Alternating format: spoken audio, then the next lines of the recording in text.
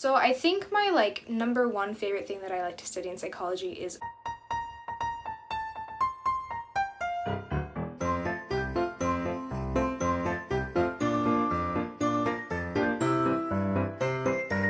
Good morning, everyone! Today is Thursday, December 13th. It is about 11:30 a.m. right now, and we are up and at 'em. My hair is actually done today. We're wearing the Girl Power sweater. Shout out to Aeropostale like a year and a half ago. Yeah, this morning I slept in a little bit because I obviously wasn't feeling good yesterday. I definitely feel better today. I don't feel like the sickness. My body's definitely still a little bit sore from dance, but not as bad as yesterday, so we're on the mend. We're feeling a little bit better, but yeah, I got up and got dressed, ate some breakfast. My mom is absolutely the sweetest person ever. Because I wasn't feeling good yesterday, she went to Sherry's and bought me a piece of my favorite pie. She got me the like triple berry pie from Sherry's, and so yeah, she's the absolute sweetest. I ate that. Yeah, that's all that's going on right now. Do you guys want to go open Advent? All right, everyone, today is day 13 of Advent, which means we are beginning a new Advent calendar. Here it is. It's from Target. It's a 12-piece bath bomb Advent calendar. It's really, really cute. It's got some gold sparklies on it. I'm looking at the back. There's some pretty cool looking ones back here, you guys. Those are all the bath ones we're gonna get. Yeah, I'm excited. Okay, so let's open day 1, and we will see if this packaging is so much easier to open than the sock one. They were both from Target too, so I'm like really happy now. Okay, let's open this up. Oh, okay, I like this color. Pull it out. Here we are. Here's our little bath bomb. It's purple, it looks like. So let's see if I can see on the back which one this is. Oh, okay, well there's a lot of purple ones. I think this might be the raspberry peony one because it's like about that same color and it smells kind of like raspberry, but yay, there's our cute little bath bomb. There's day 1. So yeah, alrighty, day 1/day 13 of Advent has been completed. Yeah, I think I'm gonna go play some ukulele right now, and then we will get started on cleaning up my room, since I didn't get to do that yesterday because I wasn't feeling good and everything is still on my floor and I've been here for almost a week. Do you guys want to hear me play some uke? She's here. You guys, I got this ukulele for Christmas last year, so it's been almost a year that I've been playing, and I have just taught myself so much. I've improved so much. I look back on the videos of me trying to play and just tune it even, like on Christmas Day and like the couple weeks afterwards, and now I can play it really well. I'm very proud of myself. I've learned a lot of chords. I've learned a lot of songs. Yeah. Okay, you guys, I think I'm gonna play you a classic. I think we're gonna play Over the Rainbow just because it's a classic ukulele song. You should just play it. So, okay, there's a couple chords on here I haven't played in a little while. And then, okay.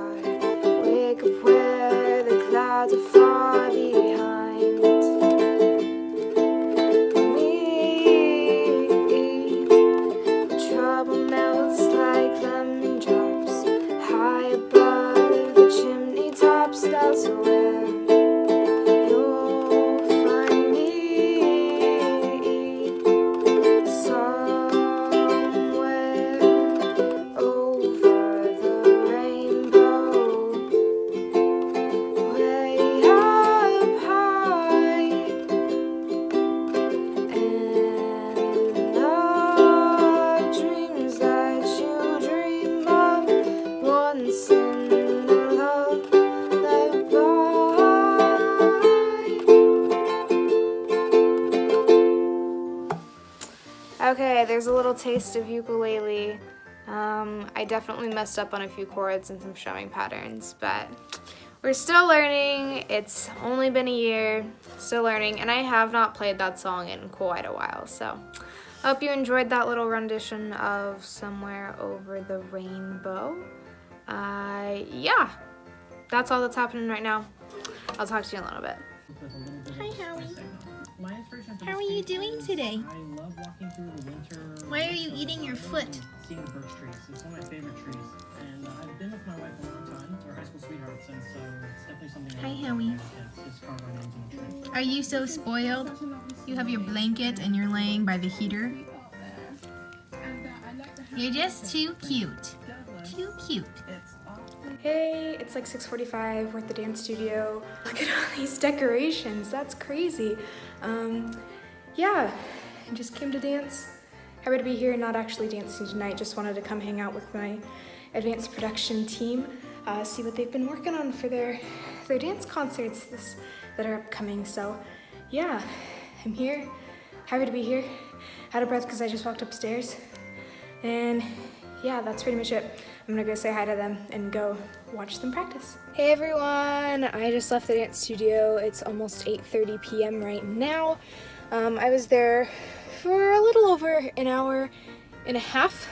Yeah, really good time getting to see all my people again. Got to see the director of the dance studio, who also directs advanced production, so she's who I worked with last year. All of us alumni are there. Well, not all of us, but myself and then Brianna and Lauren, we were all there tonight. Really nice. It's a very different experience being an alumni and not being on production, because I was there tonight and they were all doing their production dances and I got to see them all before they like premiere them at their dance concert in February, which of course I'm going to be at. But it's definitely a different experience being on the other side and watching from the side and like being able to give them constructive criticism and like technique things that they can work on, and just being able to watch and enjoy and experience their artistry. It's truly incredible. There's some really incredible dancers at the studio that I am so incredibly proud of and so blessed to have worked with over the last few years, especially last year being on advanced production myself. So yeah, anyways, that's really all that's happening right now. It's freezing cold outside.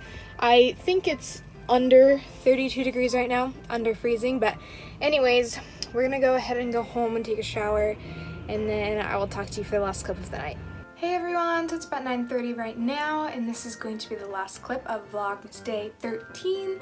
I hope you guys enjoyed today's vlog. I know we didn't do a lot, but you got to see me play ukulele, and you got to see room 2 all decorated for Hannah and Lauren's birthday today at the dance studio, so that was kind of fun. But yeah, I know we didn't do like a lot today, but tomorrow we are getting out of the house. We're driving over to the next town over, so hopefully we'll have like some more exciting clips, I guess. But anyways, let's go ahead and ask today's question of the day. And today's question of the day, you are welcome to answer this. It was a question that I just get asked a lot by people in my life and stuff, so I figured I might as well answer it. And the question of the day today is, what are your favorite topics to study in psychology? So right now I'm currently a psychology minor. My major is ASL English Interpreting. My minor is psychology. I want to become a mental health interpreter. Talked about that already in Vlogmas, but yeah, I am just hugely passionate about psychology and mental health just in general. So yeah, it's something I talk about a lot, and it's something that I like to study. So I have my iPad here because I didn't want to forget my list. I'm gonna list, let's see, 1, 2, 3, 4, 5, 6-ish of my favorite topics to study in psychology. So I think my like number 1 favorite thing that I like to study in psychology is attachment theory. If you want to know more about that, you can look up like Mary Ainsworth.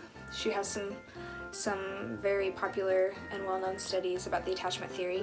Attachment theory is basically how a child bonds with their primary caregiver, usually the mother in like Mary Ainsworth's case. It's a super interesting thing, and attachment theory it can explain a lot about a person. I feel that a person's attachment in their childhood, it progresses into adulthood, and your attachment style just really affects you in life in many different ways that a lot of people don't know. So that's why I think attachment theory is super interesting. Number 2 would be trauma, just trauma like in general.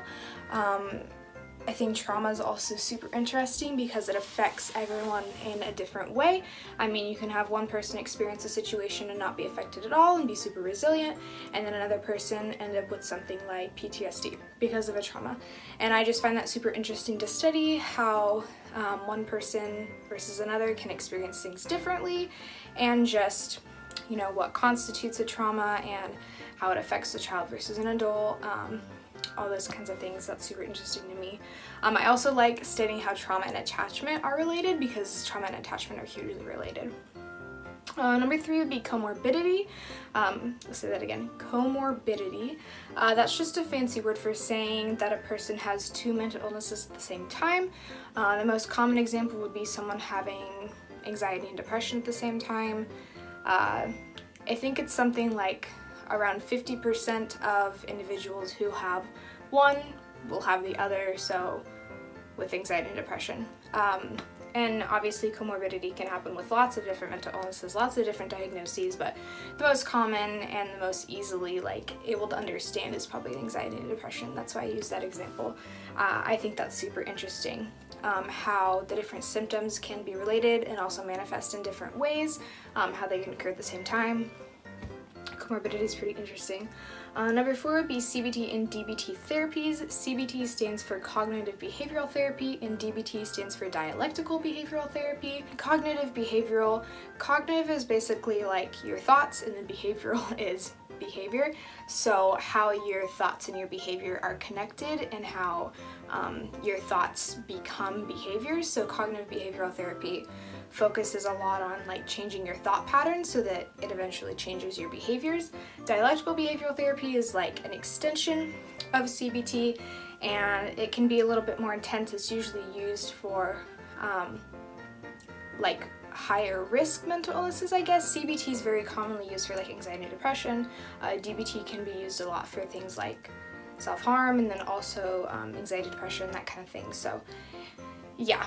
Number 5 would be the process of diagnosing a client. Obviously, I'm not going to school to become a therapist or anything like that, but I think just the whole concept of the DSM, and I mean the DSM, I could, make an entire separate video about that, because there's so much to talk about that and so much controversy.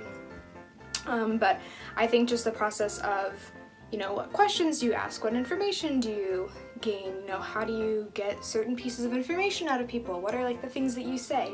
So I think the process of diagnosing a client, and then also using the DSM in conjunction with that, I think that's super interesting. So yeah, that's my top 5. Yeah, so you're welcome to answer that question. What are your favorite topics to study in psychology? Or just what are your favorite topics to study in your major, or your favorite school subject? I don't know. Yeah, and if anyone has any questions or comments about anything that I just talked about, go ahead and leave them in the comments down below, and I will do my best to answer those for you. But yeah, that's all I have for you guys today. If you guys like this video, make sure to give it a big thumbs up and share it with your friends. Leave a comment down below answering the question of the day, and be sure to subscribe so that you know when I post a new video. New Vlogmas vlogs every single day through December 26th. I love you all so much, and I'll see you tomorrow for Vlogmas Day 14. Bye guys! Hey guys, it's Gabrielle, and you're watching Oh Hey It's Cheyy, Vlogmas edition. Dun, dun, dun, dun.